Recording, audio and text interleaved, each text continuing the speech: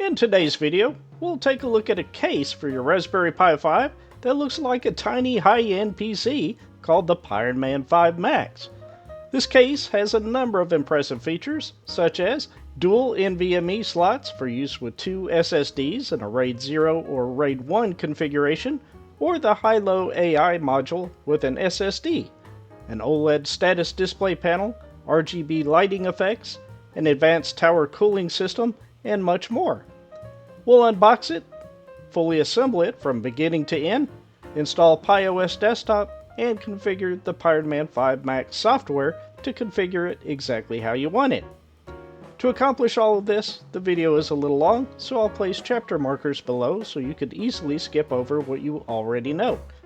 I've marked this video as sponsored simply because SunFounders shipped this unit for review, but I was not paid for this video, and all opinions are my own.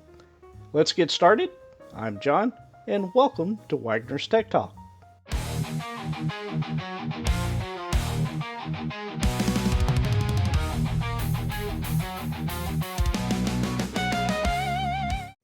SunFounder has done an impressive job with the Pironman 5 Max case for the Raspberry Pi 5, and I appreciate them sending it over for us to check out on the channel. The Max is a sleek black case that includes a 128 by 64 pixel OLED display, two RGB fans, a tower cooler, dual NVMe M.2 SSD slots, an IR receiver, a real-time clock with battery, RGB lighting, and a GPIO extender.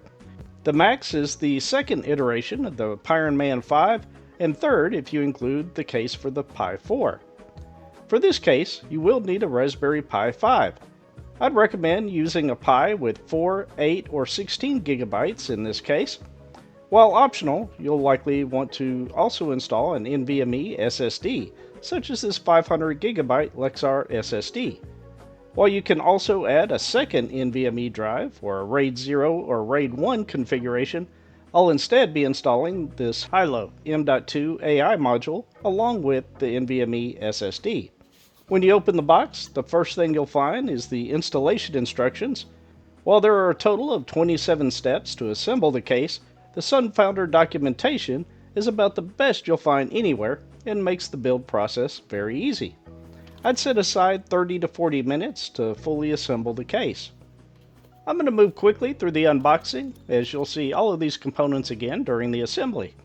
First off, we have the Pi 5 power switch converter, a micro SD extender board, power switch and FPC cables, thermal pads, clock battery, silicone pads, a 4-pin header, a number of standoffs and screws, a couple of screwdrivers that are different sizes, the larger for the fan screws, two RGB fans, the OLED display, a Pi 5 USB HDMI adapter board that breaks out to two full-size HDMI ports, which is a very nice touch, a tower cooler which does a good job of keeping the temps down, which we'll take a look at later in this video, the Pironman 5 I/O hat, a dual NVMe PIP board, and the metal case.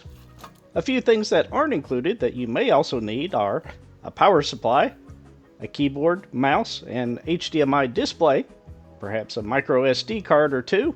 I'll place a few links for these items down below if you need them. Now we'll proceed with the assembly. In step 1, we simply need to remove the screws holding plate A and plate B together in these locations. For step 2, take 3 M.2.5 by 4 screws through the back and twist on 3 M.2.5 by 8 standoffs at these locations. For step 3, we'll secure 2 M.2.5 by 5 standoffs using 2 of the M.2.5 by 4 screws, and at the bottom 2 M.2.5 by 6 standoffs using 2 more M.2.5 by 4 screws. Now take the micro SD extender and install it into the micro SD slot on the bottom of the Pi 5. The USB HDMI adapter slides into the two HDMI and USB-C ports on the side of the Raspberry Pi for step 5. Make sure they are fully seated. Now we'll take the CR1220 button battery and insert it into the USB HDMI adapter. Next, take the 4-pin header and insert it into the pins on the USB HDMI adapter board for step 7. Take the 2-pin wire and connect it between the USB HDMI adapter board and the Pi 5. Both ends are keyed and can only go one way. In step 9, gently raise up on the PCI connector and insert the FPC cable such that the black tape is facing outward. Then press down to lock it into place. In step 10, place the Pi 5 and the USB HDMI board over the standoffs on plate A. Then, using 4 M.2.5 by 18 plus 4 standoffs, tighten them down in these locations. Next, insert 3 M.2.5 by 4 screws in these 3 locations that you see here. If you plan on using the Raspberry Pi camera module, you can install the FPC cable at this time. I'm going to later use a USB camera instead, so I'm not going to connect this cable. Next, we'll install the 3 thermal pads. Remove the protective backing before placing it on the Pi. The largest goes over the CPU. Place the second largest here, and the third here. You may find it easier to use the screwdriver to hold down the pad during removal. Now we'll take the cable going to the tower cooler with the yellow wire facing outward, and then plug it into the port behind the Ethernet port. If there is a plastic cover over the port, remove that first. In step 12, place the tower cooler such that the fan is facing outward and push down on both tabs to lock the cooler into place. You may have to apply a slight bit of pressure, but it should just snap in. Remove the backing to the clear acrylic panel and apply it to the silver area on the outside of the tower cooler. The power switch converter has 2 long prongs, which will touch the 2 pin locations on the Pi. Then, secure the switch converter using 2 M.2.5 by 4 screws. In step 15, gently raise the black tab over the white connector on the NVMe pit board and insert the FPC cable such that the black tape is facing outward. In step 16, take the NVMe pit board and position it over the standoffs. Locate the 4-pin header under the board and slide the pins into the connector on the bottom. Then bring the board down fully and insert 3 M.2.5 by 4 screws into these locations. This next step is optional, but I'm sure most are going to want to utilize the M.2 slots. Take 2 of the M.2.5 by 4 plus 4 standoffs, locate where the end of your media will reside, then screw in the standoff. If you have another drive to insert, such as this 500 gigabyte NVMe drive, insert the standoff according to the correct location for your drive. The board is marked for the various drive sizes, such as 2230, 2242, 2260, and 2280. Now insert the drive and secure with one of the screws. Then repeat if you'll be adding another SSD or Hailo AI Accelerator.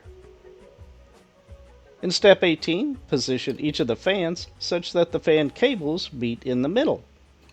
Then take 8 of the 3.5 by 10 screws from the back into the plastic holes on each of the fans. You may find it helpful to use a larger screwdriver for this, as they can be a little bit stubborn to screw in. In step 19 through 20, we'll connect each of the fans to the port on the I/O expander board marked Fan 1 and Fan 2. Each connector is keyed and can only go one way. Now give them a good push to make sure they're fully seated. In step 21 through 23, gently pull up on the black tab on the I/O expander connector. Insert the OLED display and press down to lock it into place. Now take the I/O board and connect it to the GPIO pins on the Pi 5. Bring plate A and plate B together and position the holes so they all line up. Then install 6 M.2.5 by 4 screws to the side and the back of the case. I later realized and corrected that I had missed the 2 screws at the back. Now remove the backing to the OLED display and position it over the crosshair image on the metal panel. Then remove the protective cover. In step 24, we're just going to remove the backing to both the acrylic panels C and D. It's kind of funny, this was actually the most time-consuming step for me, getting all the little pieces of paper off the GPIO holes. For step 25, take the power switch and completely unscrew and remove the nut on the back of the button.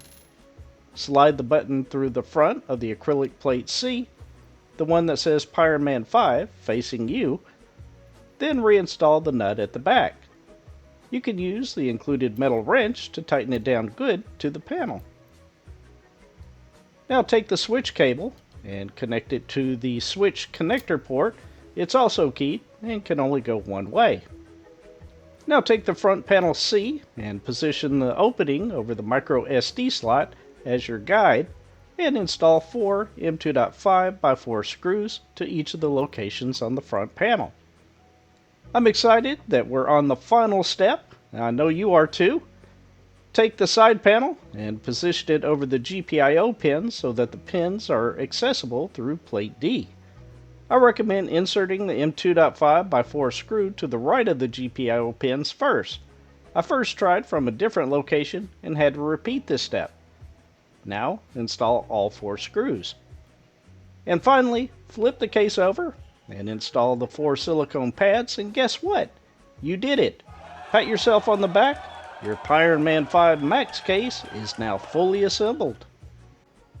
Now that the Pironman 5 case is fully assembled, let's take a quick look at it. It does look like a black mini PC case, and very solidly built. Earlier I mentioned I forgot to install 2 screws at the back, and these are the 2 locations for your reference. When you compare the exterior of the Pironman 5 with the Max, they do look very similar. However, with the Max, the front cover fully extends across the front, where the Pironman 5 has some additional metal. The Max version doesn't have this small LED indicator sticking out. Aside from the color of the acrylic panels in the frame, the design is largely identical on the outside. The Pironman 5 has a screen cover that the Max does not have, but both are great looking cases. Now let's install PiOS Desktop. The software we'll use to write the PiOS Desktop image to our micro SD card is called Raspberry Pi Imager, and it's a free download. Simply open a browser on your computer and visit raspberrypi.com/software. Scroll down a little ways and you'll find download links for the various operating systems such as Windows, Mac OS, Ubuntu x86, and for the Raspberry Pi itself.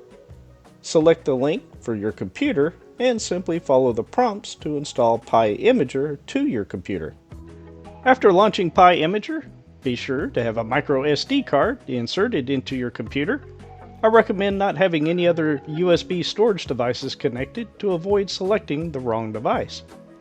That said, click the Choose Device button. Select Raspberry Pi 5 from the list.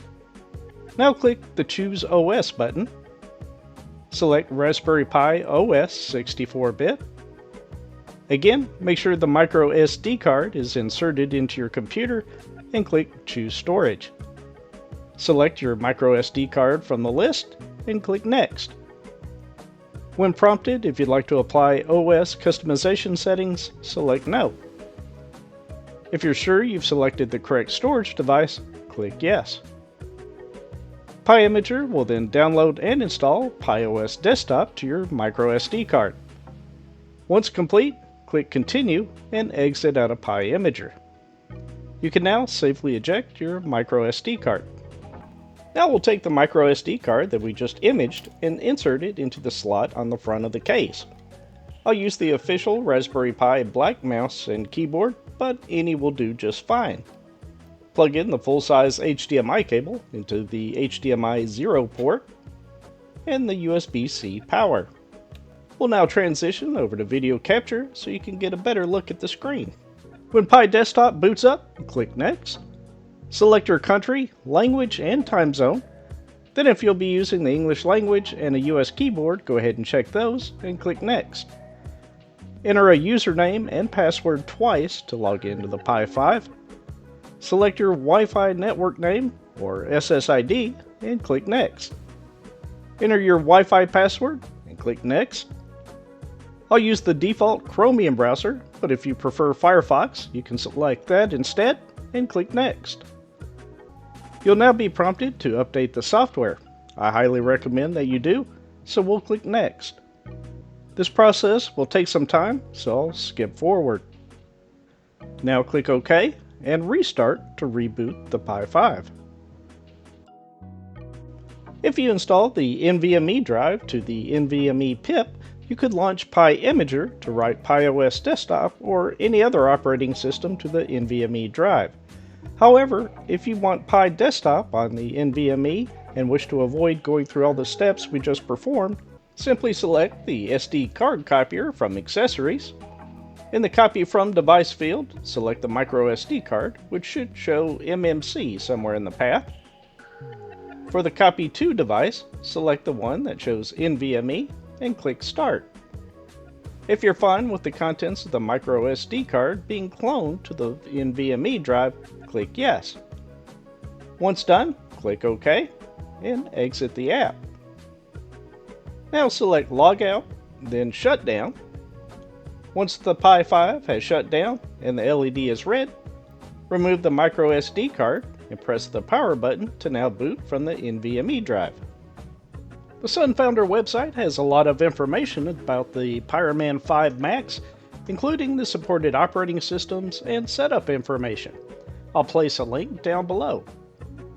To set up the software, we'll issue this command to edit the EEPROM configuration file. Here we need to make one small change, and that is to set the power off on halt from 0 to 1. Just click the copy icon, and if you don't already have a terminal open, click here to open the terminal. Then just right-click, select Paste, and press Enter to enter the command into the terminal. This is to keep the OLED screen and RGB fans from remaining active on shutdown.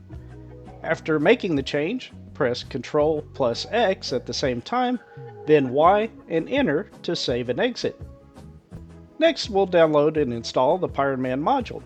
Just copy these commands and paste them into the terminal by right-clicking, selecting Paste, and pressing Enter. And finally, we'll download the Pironman 5 code from GitHub. Copy this command, right-click in the terminal, select Paste, and press Enter. Once downloaded and installed, press Y and Enter to reboot the Pi and activate the changes. When the Pi boots back up, open a browser tab and enter localhost 34001 to go to the Pironman configuration software. Now you can issue these commands via the command line if you prefer, but of course the UI is much easier to use. Here you can check the temperature of the CPU and GPU, the storage, the CPU usage, and more. If you click the icon in the upper right, you can make changes to how the system functions, such as changing the UI to dark mode, changing the temperature units, enabling or disabling the OLED display on the front, setting the network interface, adjusting the OLED sleep timeout, and of course, changing the RGB colors by clicking on the color picker, the brightness level, and the style of how you'd like the LEDs to react, such as breathing, a solid color, flow, flow reverse, rainbow, and others. The OLED display on the front can be configured to show the IP address of the Pi, RAM, disk usage, CPU utilization, and temperature. If the screen cuts out, a gentle tap on the top will bring it back up for whatever time you have set. If you visit the Raspberry Pi 5 page on my website, located at wagnerstechtalk.com/rpi5, you'll find a lot of information on the Pi 5. One in particular is how to run stress on the Pi 5 to test the Ice Tower Cooler. I'll quickly install and run the test so we can see how well the Pironman 5 case cools the Pi. After maxing out all 4 cores on the Pi to 100%, the highest temperature I saw was 60.9 degrees Celsius, which is exactly the highest temperature I saw on the silver Pironman 5 case. So basically, they are identical in terms of cooling. And as you would expect, the Pironman 5 Max supports safe shutdown. Just press the button on the front to bring up the shutdown options, and a second time to immediately shut down the Pi. Of course, with the Hailo AI module installed, we could also use that for some exciting AI experiments. However, we'll save that for a separate video. Let me know in the comments below if you'd like to see a full tutorial on it. I hope you found this video helpful. If you did, please let me know by clicking the like button. I think the Pironman 5 Max case is one of the best cases you can get for the Pi 5. If you don't need the dual NVMe slots and already have the Pironman 5 case, it may or may not be worth it to upgrade. This case is currently priced around $95 US, so it's certainly not the cheapest case for your Pi 5. However, it is one of the most versatile available anywhere, and it looks awesome. If you enjoyed this type of content, I hope you'll consider subscribing to the channel.